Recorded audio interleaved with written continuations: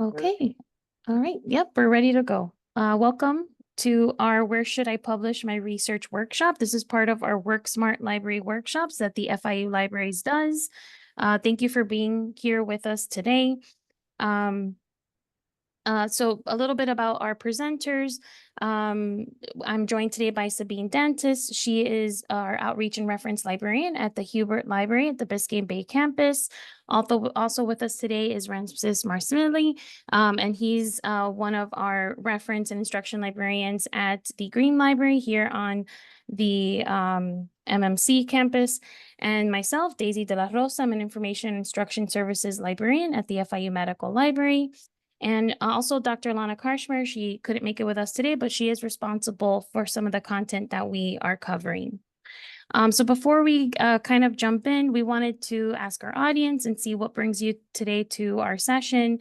So Sabine has launched our poll here, just letting us know, a little bit about you, what department you're affiliated with, how comfortable you already are with the topic, and if there's anything that you want to learn about specifically, and we'll try to address that. So let's give that maybe about a minute or so.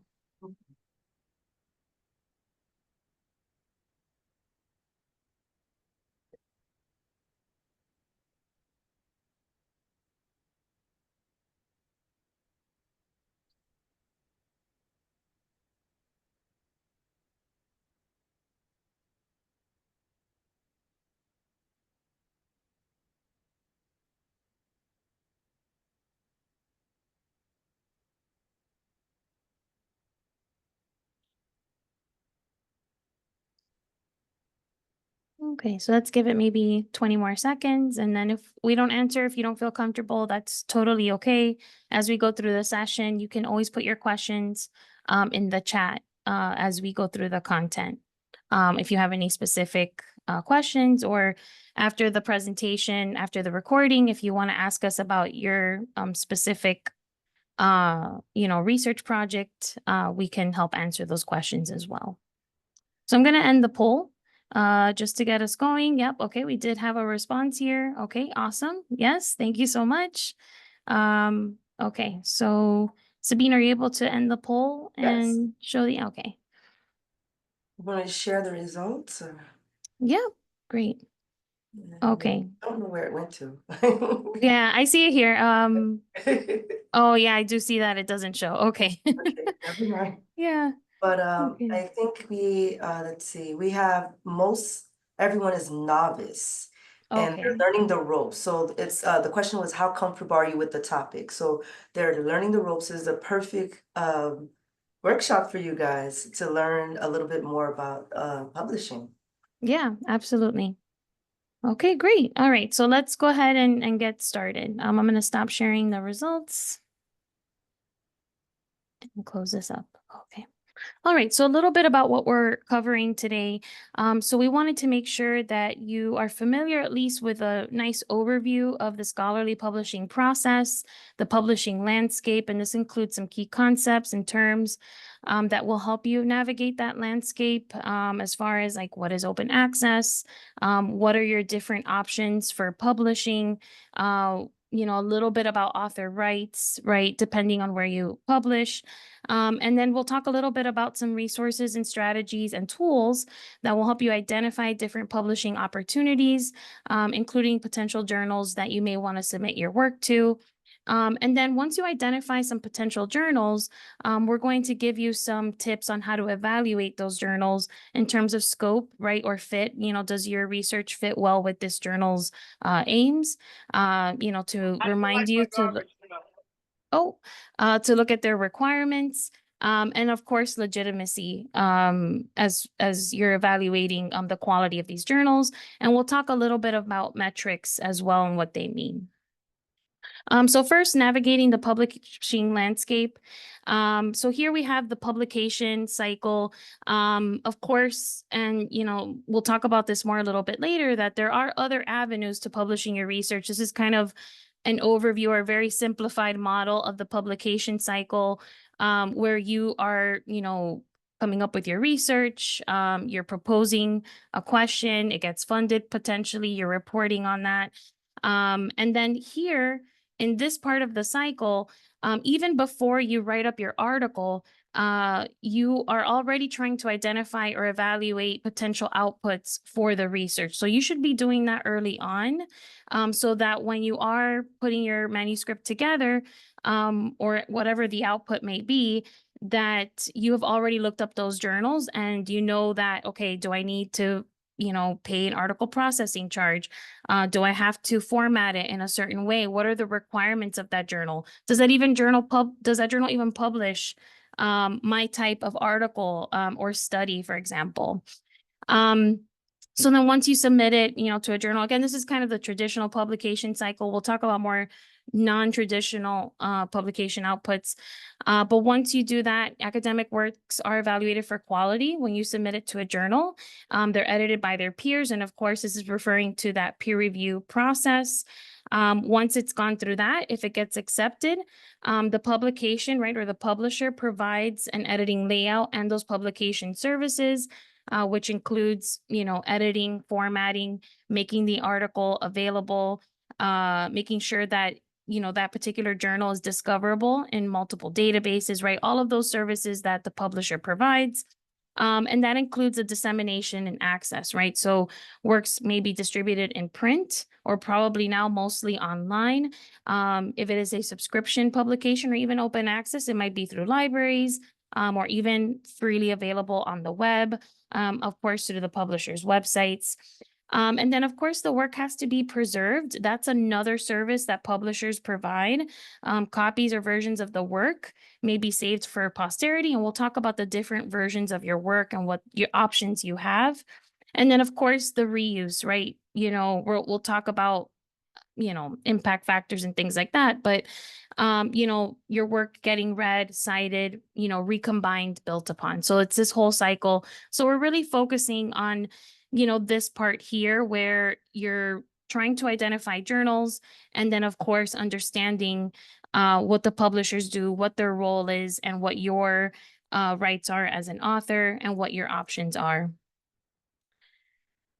So there are several options to disseminate your work, and Sabine will go into more detail with this, of course, as a journal article, and that's kind of the main focus of our talk today, but there are other ways to disseminate your work, whether it's through a book or a monograph. Maybe you're presenting a paper or a poster at a conference, even before it goes through peer review, before you even submit it to a journal, you can put it in a preprint archive.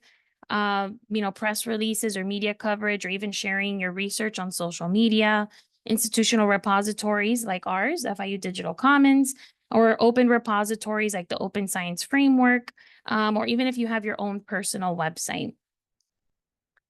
So let's talk a little bit about journals. So journals are a periodical, especially one containing scholarly articles that disseminate current information on research and development in a particular subject field. So many times journals are published by professional associations or even university presses, and of course the commercial publishers. They're periodicals, so they are published periodically, and that could differ from journal to journal. They can be published annually, quarterly, monthly, bi-monthly, weekly. Scholarly journals do include research articles, but they will also have review articles, letters to the editor, commentary, even meeting abstracts from those conferences. And then material often is submitted for peer review. So not all journals are peer reviewed, but many do have that peer review process. So why even try to publish, in a journal? Probably the most important reason is because it's how scholars communicate, right? You're part of the scholarly conversation. This helps you to be involved in that research community. You can build on the work of others who have also published in these journal articles. It helps build the corpus of knowledge in your particular subject area. It increases the potential for collaboration and interaction with peers, expanding on your professional network. And it helps add information to the public discussion of topics beyond the academic circles. Other reasons, of course, publishers provide copy editing, typesetting, archiving, as I mentioned before, and access to your work. Articles published in most journals are searchable in a variety of databases, making your work more discoverable. So when a journal says that it's indexed in certain databases or platforms, that's something that you want to look for, because someone may not go specifically to that journal. They may be putting keywords into a search box, either in one of the library databases or Google Scholar. And you want to make sure that the journal is somewhere where, those articles are being searched, basically. So that's something to consider. Of course, career advancement. It may help meet assessment criteria and output performance targets. So when in academia, if you're going for promotion and tenure, right? Publishing is something that is looked at, and they are looking for those journal articles. And that could be it's a good thing, but it's also a lot of pressure and to publish. And that kind of causes the issues that we'll talk about later with the deceptive publishing and predatory publishers and things like that. And of course, the journals conduct that peer review or quality check, and this helps add credibility to your work as it's being reviewed by experts in your field. So a little bit about that peer review process. Again, scientists or researchers, they study something. The scientists are going to write their results right into a manuscript. They send it to a journal. The journal editor receives that article, and then they decide whether or not to send it to peer review. They send it out to those peer reviewers, which are those experts in the field. They read the article, provide the feedback to the editor. Then they may send it back to the authors. The authors may make some changes. And this whole process can take potentially months. It could be a long-term thing. And then at the end of all that, and after all the edits and answering the questions from the reviewers, either the article meets the editorial quality and it gets published, or it may get rejected. Okay. So as far as publishing stakeholders, right, when it comes to these journals, there are several. So we have the readers, right? That is the users, the other scholars in your field, students, the public, right? Then you also have the authors, right, which is you. And where do you plan to publish? You have to think about, do you have to pay to publish? And we'll talk about that in a moment. Is your work discoverable? Is it is it being peer reviewed, right? Then of course the universities, and libraries is kind of tied to this as far as subscribing to journals that charge readers to pay for the content. But universities also play a role in funding research, right?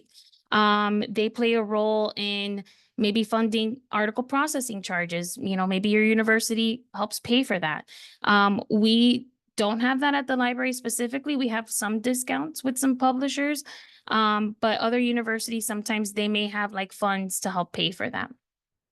Of course, the funders, right, which are funding the research and many times have open access mandates that require you to make your research openly available for free. So the funders are funding the research, and they may also help you fund making your work open access in some of the journals that require those fees. The publishers, they are making money either way, right? They are not only making your work available, but they are, charging universities, library subscribers to pay for journals that are not freely available. And they also charge you, the authors, to make your work available, for open access in certain journals. So they play a role there too. Of course, as I mentioned, some journals are published by professional associations or societies, right? And then I talked a little bit about libraries and their role. And of course, we do support people throughout this whole process and helping them identify journals, navigating this landscape. And we provide access to subscription journals. We help people search, for articles that are published in these journals. So it's a whole ecosystem where all of us kind of have a stake in the publishing life cycle. So a little bit about journal distribution. And again, why does this matter from the author perspective? It's because if you're trying to publish in any of these journals, these are things that you have to understand because it may affect where you publish and if you have to pay to publish. So in the first column, we have the traditional subscription-based. So here, the readers pay to read the content. Authors are not typically charged to publish their work in these journals. There may be some editing fees, or if you have to pay for like color and things like that, but ultimately you don't have to pay to publish in the journal. Some make the content freely available after a certain time. So maybe after 12 months, all the content in that journal is freely available. So if you don't have money to pay for an article processing charge as an author, maybe find a journal that maybe after 6 months, 12 months, everything is free anyway, right? And your readers will have access to that at a certain time, even if it's not right away. But of course, with this model, the publisher typically retains the copyright and not you, the author, right? Then we move into open access, where the content is free for the readers, right? Readers don't have to pay for this. They don't have to sign in behind the paywall. So in some models of open access, the authors have to pay fees to make their work available for free through this open access model. Of course, this means, though, that because you're paying, the author typically retains the copyright, sometimes through a Creative Commons license. Many grant funders, like I mentioned before, do require research to be made freely available to readers through these open access options, which are several. We'll talk about these in just a moment. So there's gold, green, diamond or platinum, and mirror. And then, of course, you have the hybrid journals. So these are subscription journals, right, which are the ones that I've mentioned in the first column, that will make an individual article open access right away for a fee to be paid by the author. So again, this is that article processing charge, or APC.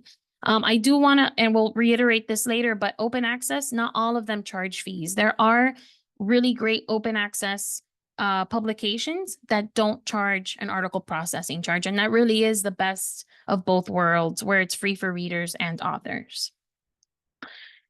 So here we have those open access models, where we have the gold. This is where the author, you pay an article processing charge to make your article fully open access. And this could be in a journal that's completely open access and you have to pay to publish in there. Or it's a subscription journal and you can make your particular article freely available, and that's those hybrid journals. Of course, you have the green, again, one of the best case scenarios. Authors can post an earlier version of your manuscript, right? Maybe not the full final version that's in the journal, but maybe the accepted manuscript to an open repository. Maybe the repository here at FIU. Maybe PubMed Central, right? If you're doing medicine or biomedical sciences. Then, of course, you have the diamond. This is open access journals that do not charge author fees, right? So it's free for the readers, free for the authors. This is the best case scenario of all. And then, of course, the mirror journals. This is when there is a subscription journal and they have an open access counterpart to it. So you would pick which one you would publish. And if you want your work open access, but you have to pay, or you're in the subscription journal version, but you, the author, don't have to pay, but the readers do. So here are some dollar icons letting you know where the author has to pay for these open access models. So here's kind of a little bit of image of open access publishing. So you, the researcher, you're deciding where to publish. We're going to demo this in a moment, but there's a database, Sherpa Romeo, that kind of tells you about all the journal's open access policies, their self-archiving options. And then, of course, you can publish in an open access journal, right? We talked about that. You may have to pay that article processing charge, right? Which is the gold open access. And then this means that immediately your work is available for everyone to read. If you publish in a subscription-based journal, you can search for an open access repository. Again, our FIU Digital Commons is an option for that. And then you can self-archive in that repository your work, right? Which is the green open access. And there might be some options with that. Either you can do the full published version, but there might be a delayed open access, meaning you can't make it available depending on your contract with the publisher, perhaps for 6 months, 12 months, or you make your accepted manuscript the one that's available. Of course, there's also those hybrid journals where you would have to pay the article processing charge if you want your individual article to be open access. And again, anytime that you're paying that APC, it means immediate open access, right? But I want to make the point that that's not the only option, right? You do have this green option where if you don't have the money for the APC, but you're okay with making your submit or accepted manuscript open, then that is an option to still make your work open access without having to pay that APC. Or even looking for a journal where everything becomes freely available after a certain time. So it's not immediate, but it's still open access at some point. So we've talked a lot about open access and why does that matter? Open access is great for many reasons. First, there's more exposure for your work. It's not behind the paywall. So it makes it easier for practitioners to apply your findings. Of course, typically higher citation rates, again, because your work is more accessible. So that could, because it reaches more people, it can influence policy. The public can access your findings, again, because many times public patrons may not always have access to these very expensive journals. It helps you comply with grant rules. Again, grant funded research does require most of the time to make your work freely available. Of course, the taxpayers get value for their money because from the taxpayers, that gets the work funded. So they're seeing that return on their investment, of course. And then researchers in developing countries can see your work as well, which is really important for that that progress and that sharing of information beyond the paywall, right? Leading to more equity. So a little bit about author rights, right? So hopefully this image kind of makes sense. So here you have your paper, right? Your submitted version, preprint. This means that it has not been through peer review. You shouldn't be paying anything at this point. And you can publish your preprint, which is before it's been peer reviewed. You can publish that in several repositories. You don't have to pay anything. And you are the author of that or the copyright owner of that. Once you submit it to the journal, it goes through the peer review and the whole editing process, right? And then it gets accepted by the publisher. So this is the accepted manuscript version or postprint. So again, if you decide to, and if the publisher allows it, you can publish this in an institutional repository. Again, kind of a shout out to the FIU Digital Commons, and you can make that available there. And it's a place where it will be saved hopefully forever. It's something you can put on your CV. You can link directly to it. And at this point, you still own the copyright. Now here is where you would transfer that copyright if you're not paying an article processing charge. So the publisher becomes the copyright owner. They're the ones that do the copy editing and typesetting, and then they publish that particular version of the record. So this is the published version over here that they own the copyright to, and then this is the accepted manuscript, which you own the copyright to. And then again, if you pay that article processing charge, then you retain the copyright. And you can do basically whatever you want with that. Again, just to take it back, if there are open access journals that don't have any APCs, and you get to keep your, copyright ownership. So, please keep that in mind. So I'm going to quickly demo one of the tools that will help you find what the policies are for a particular journal, right? Whether it's, open access, if you have to pay for open access and things like that. So the tool's called Sherpa Romeo. I don't know if maybe Sabina Ramses want to put the link in the chat. While I kind of get us there. So here we are. This is Sherpa Romeo. And I'm going to go ahead and search a journal. I'm going to search the journal Medical Humanities, kind of to bridge all of our disciplines here that might be represented a little bit. So once you search the journal here, it's going to give you some publication information, the ISSN, things like that. And then here you have the publisher policy, right? And it says that it does have some open access pathways. So the published version, if you remember from that image, was all the way on the right. So here, if you click on this plus sign, it'll tell you what you can do. So if it's required by the funder to make an open access, if you want to make it open access, there is a fee associated with it. So they let you know that right away. There is no embargo, meaning that it's freely available once you pay that fee. That the authors do get to keep that copyright. Where you can, or where it will be deposited, which is PubMed Central, right? Which is PubMed is the biomedical database. PubMed Central is their repository for freely available articles. And then different places that you, the author, can put that work in if you pay this particular fee. They also have another pathway for the published version, pathway B.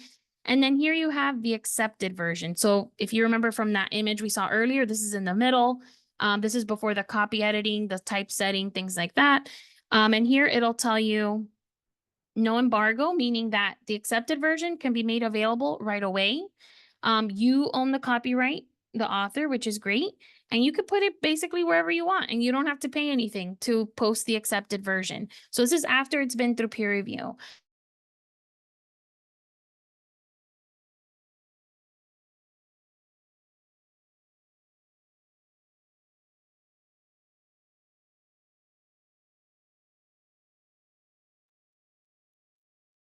Uh-oh, we're having some technical difficulties.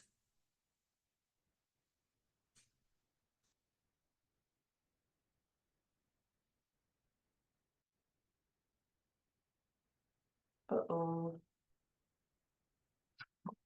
Okay, so she was going through Shilpa Romeo, and she'll probably be right back. But let's see.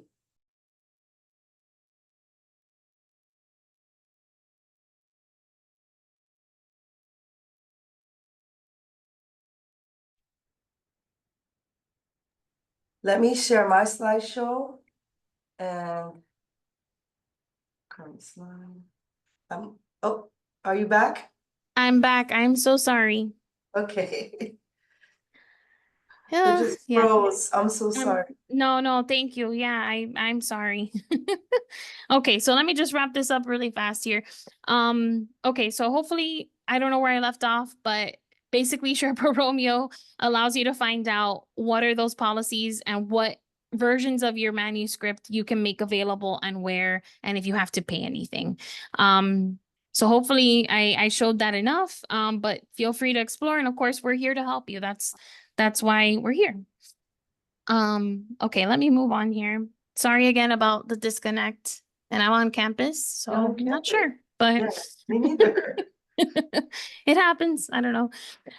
Okay, so just a couple more notes about open access. Journals can be more or less open, as we saw, right? Depending on the hybrid thing, or if they end up charging authors or not. But their degree of openness has nothing to do with the impact that they have, their prestige, right? You have some really wonderful, great journals that are open access, the quality of their peer review or their peer review methodology, their sustainability, their effect on your tenure and promotion, and the quality of the articles that are published in it. So again, open access is a good thing, right? Of course, there are financial barriers in some cases because of those author processing charges or article processing charges. Okay, so all that to say that open access journals are not predatory, and that term gets thrown a lot, the whole predatory publishers or predatory journals. And we're going to talk a little bit about that and what that is, but we just want to make sure that we're very clear that just because it's open access or it might charge a fee, that does not mean that they're predatory or that they're low quality.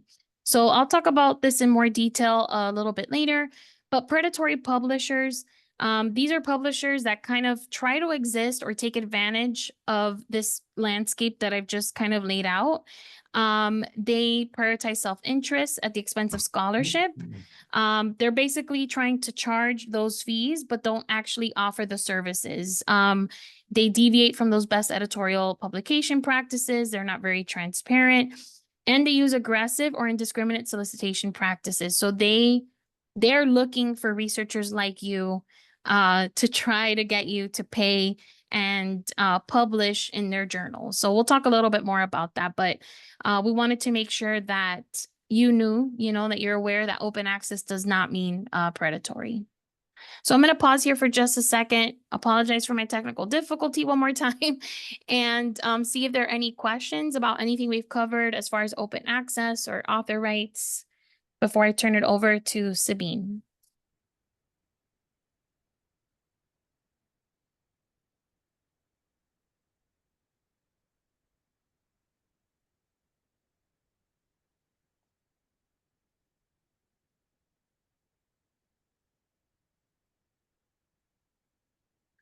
Does Sherpa have most journals listed? I think it has a lot of them. I can't say all of them, but it is a free resource. Hold on a second. It is a free resource. So it is accessible to all. I have to look and see how they're able to collect the information or where they collect it from. But I want to say that they have a lot of them listed. Yeah, I don't think it's just biomedical or science or. Yeah, thank you for the question. All right, Sabine. Oh, Okay, you're so muted. There you go. thank you. All right, so my section is, I'm gonna be talking about identifying journals and other outputs for your research. And I kind of been lucky that I've been able to kind of target most of these outputs in my own research. So if you have any questions about that, let me know. I think I've kind of done a little bit of everything over the years, so just let me know. Okay, first, how do you identify potential journals? We're going to talk, that's pretty much the gist of my entire section. So basically, you can ask people, you can do the thing where you ask your colleagues, you can ask other faculty members, or your student, you can ask, professors. Sometimes your professors on editorial board, if you happen to be a student at FIU, some of the professors on the editorial boards or peer review boards, and they know the journal, which journal, what they're looking for too as far as scope. So the next thing you want to do is you want to search for the literature on your topic and make a list of the journals. And some of the things that I'm going to talk about, like the journal finders, will help you do that. So it's kind of automated for you. And then you want to review your list of references, like I forgot what they call it. Does anyone remember, librarian, like the backwards when you look at your references to get more references? So you can look at your list of references, see where they've published their journal, and see if that's something that would kind of match where you want to publish as well. And you can use tools, like I said, like Jane, SpyHub, Journal Guide, EndNote, Manuscript Matcher, and there's a lot more out there, and you can just find the one that you like out of the ones that are out there.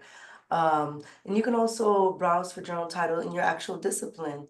All you have to do is just go into journal citation reports. I don't think it's Web of Science anymore. I think it's Clarivate, but it's journal citation reports, and you go in and you just kind of look through your area and see what journals pop up and kind of do that.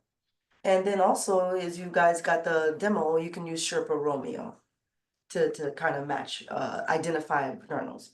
So some of the questions, these are questions you should be asking yourself, like when you're choosing a format for your publication or for your research, I would say. Why am I publishing? Who is my audience? Are my expectations reasonable? Which journals are most relevant to my research area? Should I attempt to publish in a top-tier journal? Are there other publications that might serve my purpose? And this was done by Ramses, so shout out to Ramses. But these are really good questions.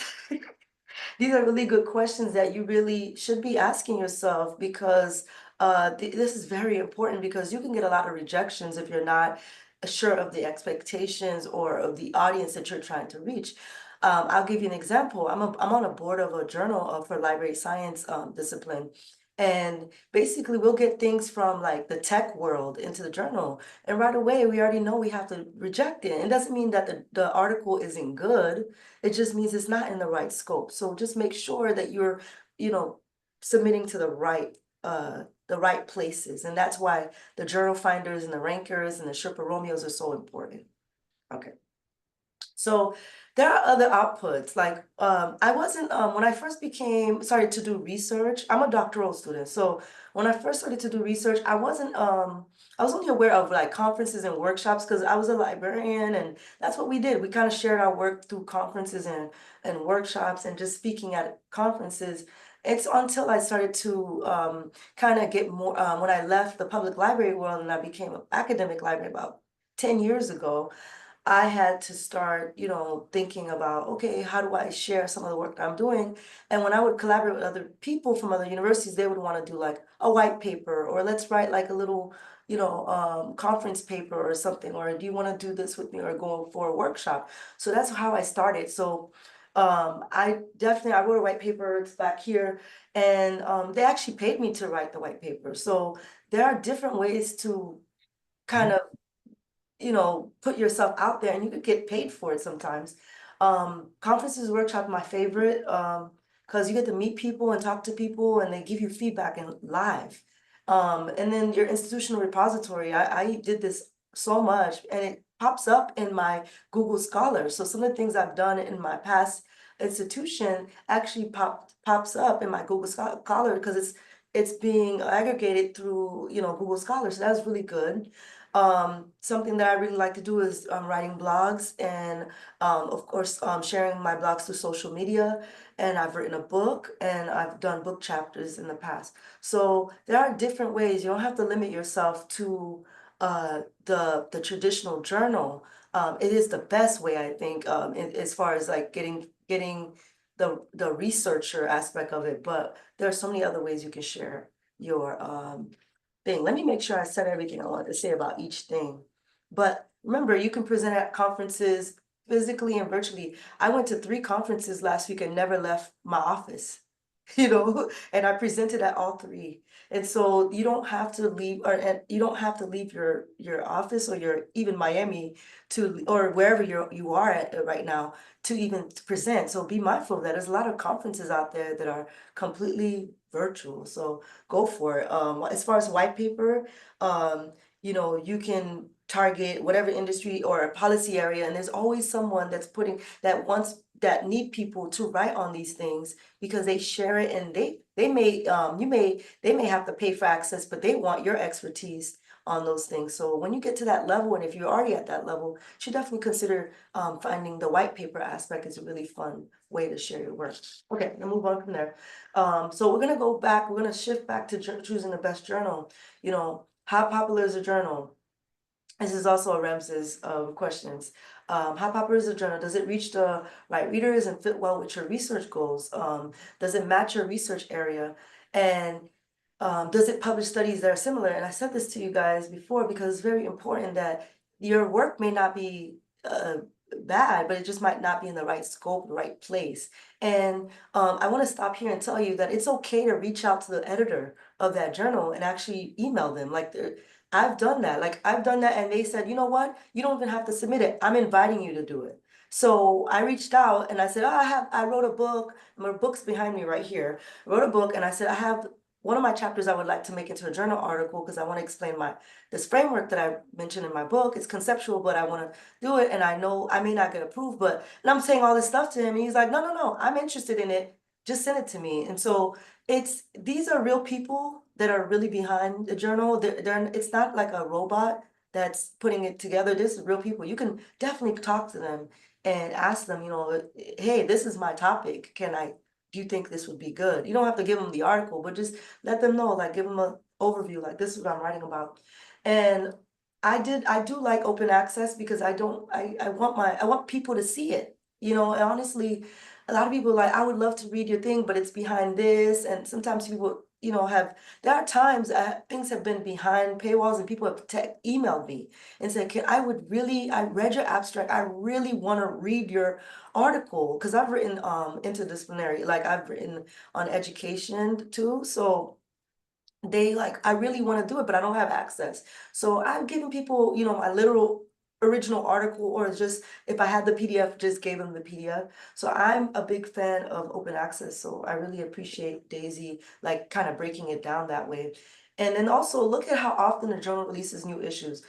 Does this work with your timeline? Because sometimes there are some things that are kind of timely in our research and you don't want to, be waiting 2 years or a year. There was one journal, I will not name it, in library science, that people said it took like them a year and a half to get published, and they need it for the promotion and for their files or whatever. And when you get into that level, when you're in the university level, you need to get promoted, and sometimes these things don't work for your schedule. And so you have to be mindful of how many issues are they releasing. Is it every year? Is it every, is it quarterly? Is it monthly? Not really monthly, it's usually quarterly, but you want to make sure. And it does take a while. Like I wrote something one year and I completely forgot I wrote it, like until it popped up in my Google Scholar, and I was like, oh my God, I forgot that I even wrote that, because it had been so long since I submitted it. So especially since you write it, because I wrote it way before, and then I'm submitting it and then it gets published. So okay, this is something that I think is, I found a website and I was just kind of doing the research for this workshop. And I do think, using a checklist, especially if you're a newbie, like most of you guys have said, are new to this. There's a website called thinkchecksubmit.org, and it's like a coalition of different publishers and open access journals that kind of put this website together. And basically, it has both checklists for books and journals. And maybe I could stop and share that website, but I wanna make sure I can, but I'll add that into the comment. Let me take my. Oh, I added it to the chat. Oh, Sabine. good, thank you, thank you. So, thank you very much. So basically, those checklists were really good. Like I was looking through it and I was like, especially as someone who's written a book and someone who's published it in a journal, in the past, and I've done conference papers as well. I kind of love the checklist. I think it's really good, especially if you're a newbie, like to kind of keep yourself on track and make sure that you're doing what you need to do. So that's that. Okay, so the online tools, there are two different things, and I wanted to make sure that you guys know the differences between a finder and a ranker, or rankings, journal rankings. So these tools, especially journal finders, they're designed to help you find suitable journals for submitting your transcript, or your manuscript. So they suggest journals based on factors like the title, your abstract, your keywords that you're using, and your research field. So there are two that I would say right now off the top of my head is Elsevier's Journal Finder and Springer's Journal Suggester. And believe it or not, Journal Citation Reports actually has a manuscript matcher that I just saw like 2 days ago on their website as well. So it's not only a ranker, but it's actually a matcher as well. So that's really good. It's the best of both worlds. So basically, journal finders assist in matching content with journals, and then rankers help you evaluate your journals standing and impact in the academic community. That's very important to some people in the academic community. And I'm not going to talk about that. We'll let Daisy get to that. Okay, so here are some like useful journal finder tools, and all this we'll share this we can even share the slides, and we'll share the recording as well. But Springer Journal Suggester, IEEE Publication Recommender, Jane, Taylor and Francis Journal Suggester, I'm sorry, Spy Hub, Elsevier's Journal Finder, and DOAJ. That's actually a directory of open access journals, and they basically, you can search for different journals that are open access, and there's so much more. And then you have the rankers. We have two of these, two of these are in our, that's why I mentioned them here. They're in our actual databases. So Eigenfactor metrics and journal citation reports. And Google Scholar actually does have journal ranking as well. So that's something people use a lot, especially when you want to make your profile in Google Scholar, when you start to, contribute to the scholarly conversation, so you can keep track of your own research as well, and you can like share the link quickly. But today we're going to talk a little bit about journal citation reports. I'm going to stop my share just for a moment. And I'm going to escape and go back in. All right, so can you guys see my screen here? Yes. Yes, okay. So I looked up education because that's like I love library science and education together. I always look things up like that in educational technology. So I decided to do my area that I'm interested in. So Journal of Education, I looked that up. And so basically in journal citation reports, well, I'll go back to that. But journal citation reports is a tool that's provided by Clarivate, and it's it provides like an overview. And sometimes, especially if you're doctoral students, a lot of my doctoral students that I've been working with, their professors will have these assignments as, oh, go look up the journal citation factor, or look up this and look up the abstract. All of it is here. So you don't have to go outside and look to each journal, to each Taylor and Francis, and go to all these different websites and things like that. You can definitely do it in this one place. And basically, the journal impact factor measures the average number of citations that the journal has received in the past year. So, and it also gives you like some of the citable items, and you can see here that it's just a metric that you can use, like, okay, this is a journal that has this. And I'm not well versed in like, oh, what does all this mean? You know, maybe Ramses might know, or Daisy might be able to, but some people follow this. I don't follow it as closely. I've never found value in following like the impact factor.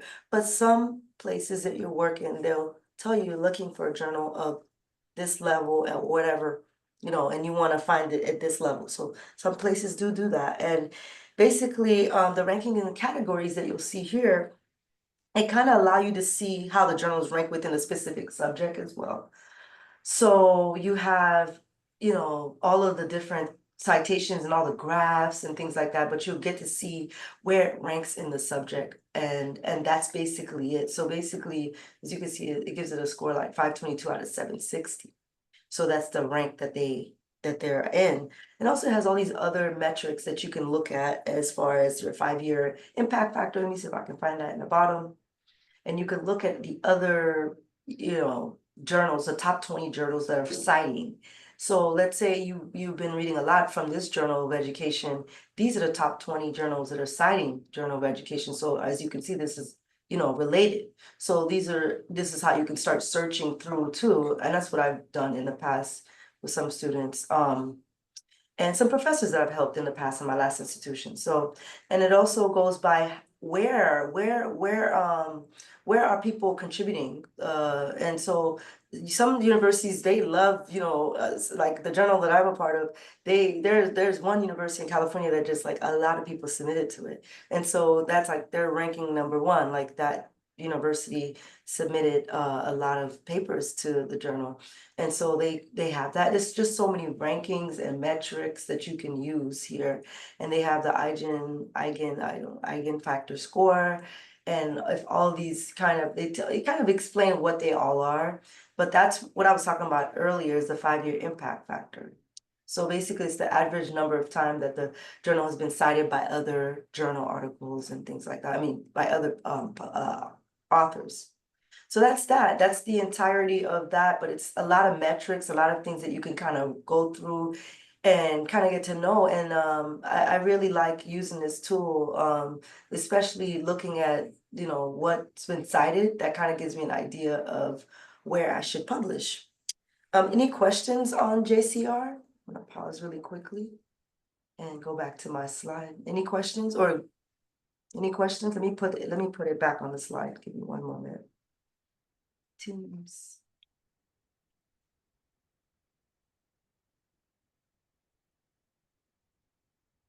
Any questions?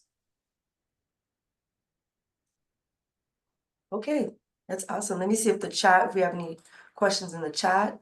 And I'm sorry, but I forgot to share the link to JCR. You have to log in. I'm sorry, it didn't do the full thing, but let me see if I can fix that. There it is. You have to log in with your FIU login, and you can go in, and also it's in the A to Z database. I did want to mention that it is in the A to Z database, listed database. You just, you know, Control F, Journal Citation Finders, or you can just look in our search and you'll find it. And also we have the eigenfactor metrics as well. And so those two are available through your FIU login. So next we have, evaluating journals for fit. So I'm gonna throw it back to Daisy to kind of give us more info on that. All right. I'm not sharing yet, right? Okay, just making you. sure. Thank you, Sarah. No, you're not sharing yet. Okay, Yes. okay, great. All right. Okay. All right, so our next piece here, after kind of identifying potential journals, and you always want to try to identify maybe more than one, then you kind of have to go on kind of on a little adventure to try to find information about those journals. And some of the tools that Sabine mentioned, like journal citation reports, do provide some of the pieces of information that you need in order to evaluate um some aspects of the journal that may influence your decision on which one to submit to. So evaluating potential publications, starting with a data-driven approach, right, which is a nice segue from Sabine's demo from the journal citation reports, where you can find information about rankings, you can find information about impact factor, you can find out information about the different categories that that journal belongs to. And like she said, maybe, where people are publishing that have cited your work or that have cited work from that particular journal. So, there are several tools that you can use to help you make those decisions. There are review guides. FIU Libraries has several, potentially directories. We'll talk about those in just a moment to learn about the journals. The guides are organized by discipline most of the time. And it allows users to check for any currency or changes in the publication flow. There are title changes as well. Journals change titles. It can happen quite often in their lifetime of the journal. Sometimes they even change publishers as well. As far as the directories, there's Cabels or Cabels. FIU does not subscribe to this particular directory, but what it does is that it will give you information about a journal as far as like its acceptance rates, the metrics, right? Aggregates some of that data. But it also has something they call, I believe, predatory reports, which give information or list journals that have they're not following the best editorial practices. So it does help. It's not the end all be all. When I talk about predatory publishing, I'll mention this, but you do have to be careful with that. You don't want to just, kind of always assume something is predatory just because it's on a certain list. Every journal deserves that look. Where you're kind of using those checklists, like Sabine mentioned, like think, check, submit. There are several online that you're looking for those quality indicators. And then, of course, Ulrich's Web, which FIU does subscribe to. This particular resource is a directory for journals. And it doesn't give you acceptance rates or article processing charges, but it does give you information about any title changes, if it's subscription or open access, if it, how often it publishes, right? If it's quarterly, monthly, etc. And then you want to think about, there's certain things to consider, right? About journals and how they behave and, different things, right? That you maybe don't always expect when you're going to submit something. So some journals, depending on their, I guess their prestige or their year that they're in, they may or may not accept cold submissions, right? They may only accept invited content and things like that. So always look at their policies, right, on their website before you consider that journal. As Sabine had a great example about this, some of them do have those longer publication cycles or wait lists, right? Because they do get a lot of submissions. And sometimes their acceptance rates are not super high. Maybe they only take 10% of everything that's submitted to them, and that could, extend the process. The formatting is important. So if you are not looking at those author instructions in advance and you submit something and you didn't follow what they asked, that could easily get you rejected. And that's something that kind of can be, fixed in advance or foreseen. You can avoid that hurdle altogether just by following those instructions. Being open to publishing in cognate or related fields. So, it depends. Like maybe, Sabine had a great example about the text submissions for the library journals. But depending on your research, you may be touching upon several different disciplines, where perhaps if it's like a tech article, but it involves something with libraries, let's say in our discipline, it might be an okay fit, depending on what it is.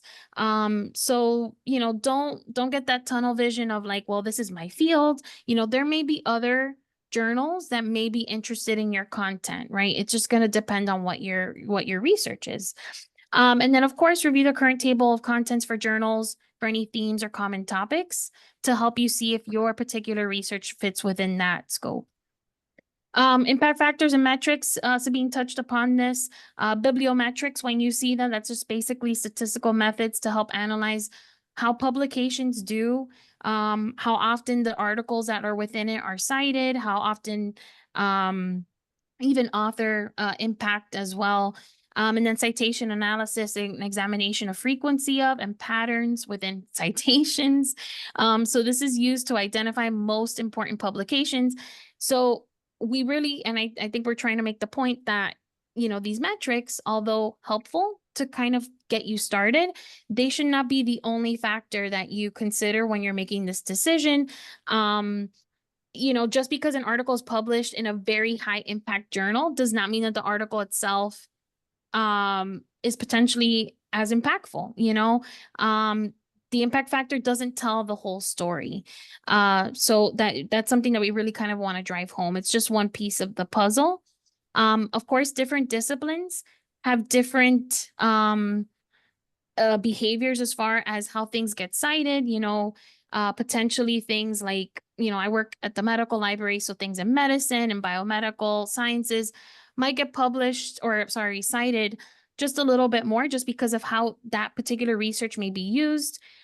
So if a humanities journal or a social science journal may not have as high of an impact, that doesn't mean that it's not a wonderful or great journal in that discipline. It just means that the citing behavior is going to be different. So it's not a one size fits all situation with the impact factors. So really quick, as far as how this is calculated, and a quick word, impact factor is used, as if it were like, how do I explain this? The impact factor, right? That name, right, is proprietary to Clarivate, to Web of Science, to the journal citation reports that Sabine showed. If the journal is not in the Web of Science collections, it does not get an impact factor calculated, right? So when people say the JIF or the journal impact factor, it has to come from Clarivate. And the reason I'm mentioning is because when we talk about predatory publishers, they will say impact factor and they'll throw that around, but that journal actually is not even in Web of Science, and therefore it doesn't have an impact factor. So it is a proprietary thing that you do need to go into JCR to find. And again, with the calculation, it's based on the number of the citable articles published for 2 years, and then the number of citations for the year following those 2 years. So again, it's the citations, how many times somebody has cited something from those journals over all the publications that can be citable in the last 2 years before it. So again, this is proprietary to the Web of Science. There are other metrics out there. Sabine mentioned some of these. Some of these are for journal specific, right? Metrics. Some have author specific metrics, like as far as an individual author's impact, how many times maybe their work has been cited by others, perhaps even an average. Another database that the library subscribes to, Scopus, does have some other journal ranking information as well. And then, of course, Google Scholar also does provide some analysis too. So should we care about this, right?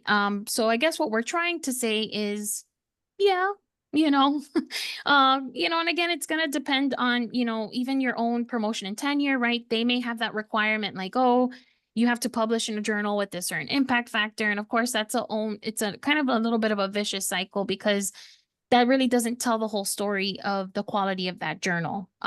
Your article may be the perfect fit in another journal, and it doesn't necessarily have to be the highest impact journal. But don't rely on just one metric. Be open to alternative options. The alt metrics, that's when your work has been shared or reshared on social media platforms, let's say, or online. So Sabine talked a little bit about that, about sharing your work online. So it's not gonna always be the same. Of course, always talk to your colleagues. If they've published already, they may be familiar with some of those journals and that process. And of course, know your own goals depending on what you want to do. That will dictate, your decision. It's not just like about the impact factor. A little bit about paying for publication. I talked about this a little bit in the beginning. But there may be fees associated with publishing in a subscription journal. It might be things like about either you have to be a member of a certain society or organization in order to publish in that journal. Or you may have to pay for color for your images, let's say, or figures. And then of course, once they accept your article, if they do have that article processing charge, which you should know that in advance, and how much it is. And if they're not being transparent about that, then that's already a red flag. Then you would have to pay those fees post acceptance. If they're asking for money upfront before they even accept it, that's a red flag too, right? That shouldn't be happening.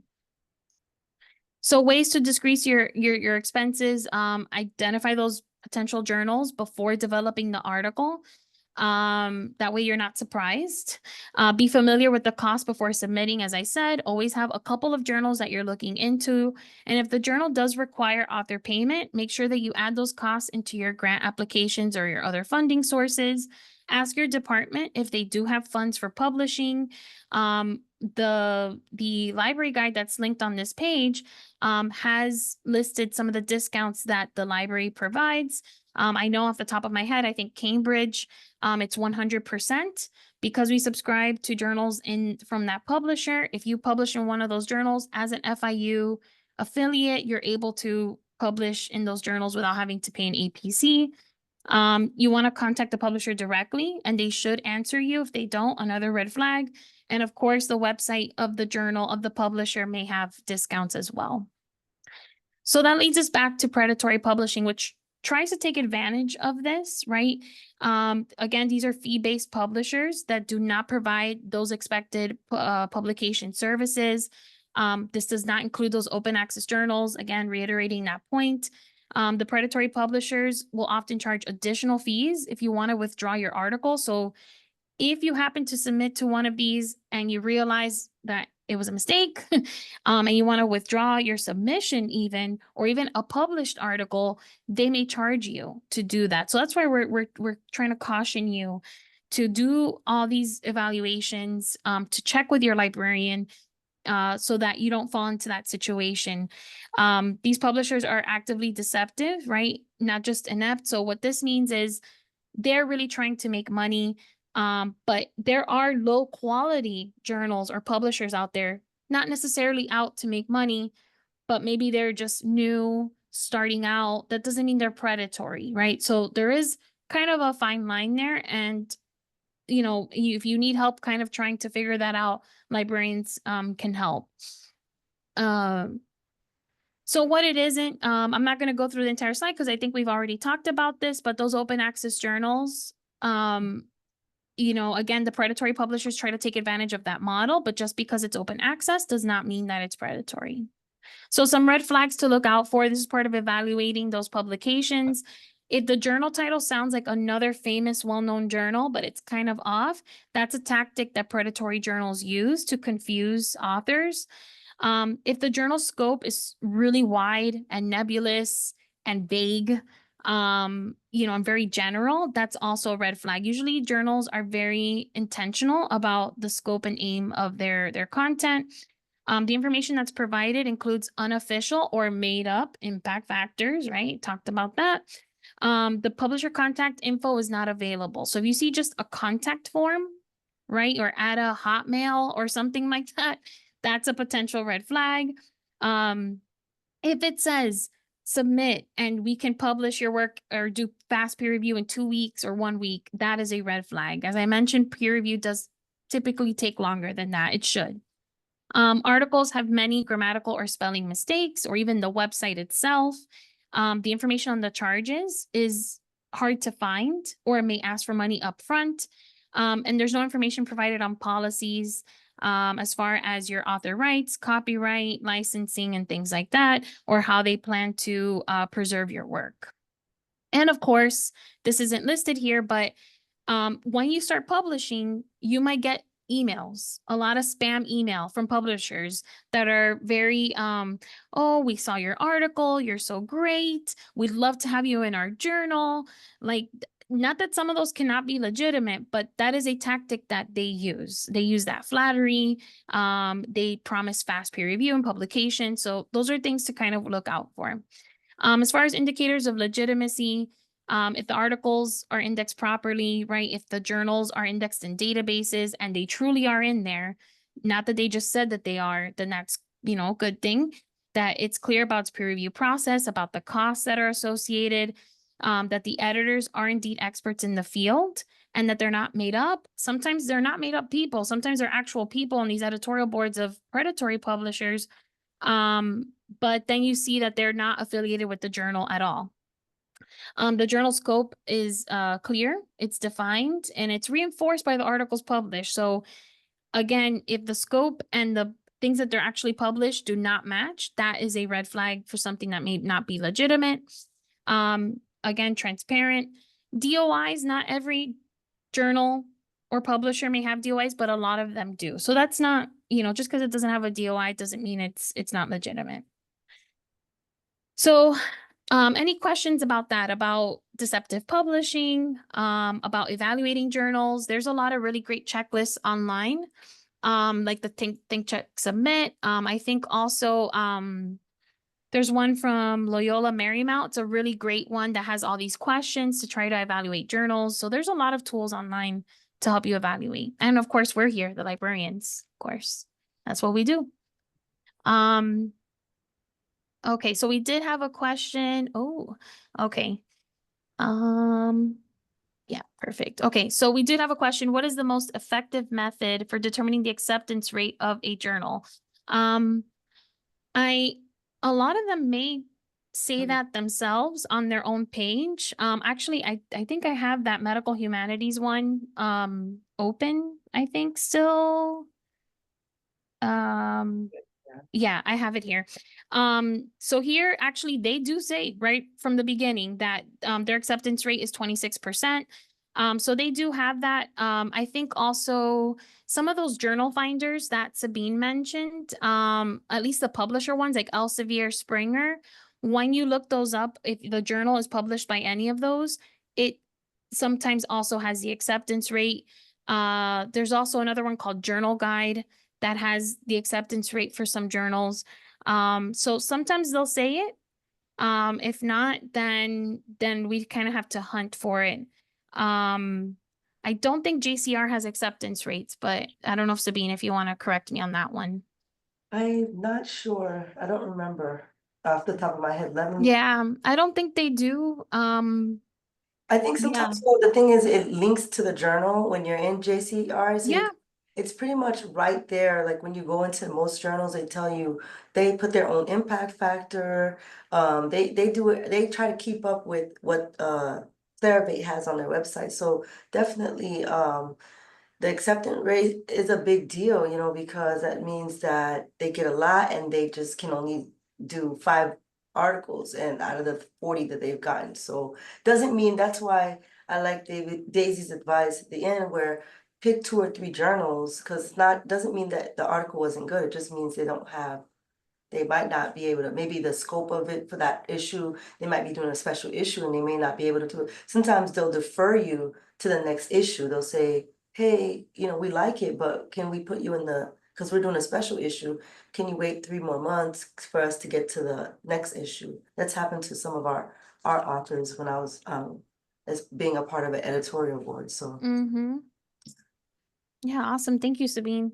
yeah. Francis, did you want to add anything or no? No, I think you No? guys pretty much covered it all. Yeah. Yes. Good, yeah. Well, we do have a couple tips as we try to close out here. And if you have any other questions, please feel free to put them in the chat or you can unmute yourself too if that's a little bit easier. But again, you want to read through the journal scope carefully, look through those recent issues to see if your work kind of is in that ballpark. I don't think we mentioned this earlier, but in addition to the journal finders, you can always run a search in a database, whichever database you use it to look for articles, with keywords that kind of match what you're doing. And seeing what other journals, what other journals those articles are being published in. So as you're going through the search results, you can see what journals keep popping up. So that's another way to kind of find journals that could potentially or maybe interested in your research. Make sure that you read through author guidelines and instructions carefully. You don't want that to be the reason why the work, doesn't go ahead, right? Doesn't go forth to peer review. Update the manuscript with the journal's formatting and style requirements. Know that the requirements for the manuscript may be different from the requirements for the final version. Begin to get permission for reusing figures or tables in the manuscript. So make sure you do that in advance, right? If you are publishing and you're using something from somewhere else, that you may have to get permission from the authors or the copyright holders of that. So make sure you do that with enough time. So that's not like a roadblock later when you've sent it in and they're like, hey, did you get permission to use this? And then you have to go back and try to figure that out. Don't give up. If the manuscript is rejected, that could be disheartening, but there may be other options, right? Maybe starting off like one of the options Sabine mentioned, like present it at a conference first, get some feedback there, and then develop it as for a manuscript. Consider different journals. Ask your colleagues for help, of course. And we are here, the librarians. If, the publishing landscape is a rocky place. So we are here to help you navigate and answer any questions. And if we don't know the answers, we will find them. So with that, we'll check in one more time if you have any questions, but we're really thankful that you're here. And we hope that this was helpful in at least introducing you to these considerations when you're going to publish. Oh, awesome. Thank you. Thank Yeah. you. I hope Great. this helps you get started, and we're here for you. If you need anything, we're always here. Any librarian is Yes. here for you.